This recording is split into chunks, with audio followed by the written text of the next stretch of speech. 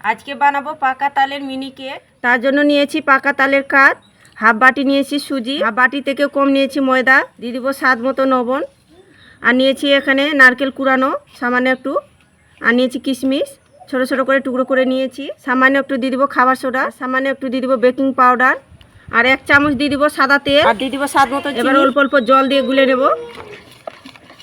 খুব ভালো করে মিশিয়ে নিতে হবে। খুব ভালো করে গুলিয়ে নিয়েছি।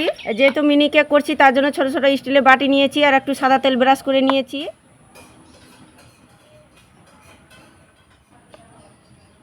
বাটির মধ্যে সব ব্যাটারগুলো দিয়ে দিয়েছি। সাজার জন্য নিয়েছি এখানে চেরি কুচি, এবার দিয়ে অল্প করে দিয়ে সাজিয়ে নেব, তাহলে দেখতে ভালো লাগবে মিনি কেকটা। দিয়ে আমি খুব সুন্দর করে সাজিয়ে নিয়েছি। এবার আমি মিনি কেকটা বেক করে নেব। উনুনে আমি কড়াই বসিয়ে দিয়েছি, আর একটা স্ট্যান্ডও বসিয়ে দিয়েছি।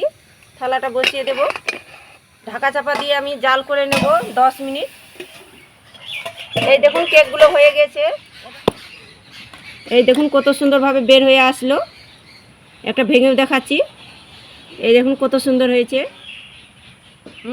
পাকা তালে মিনি কেক দারুণ হয়েছে খেতে।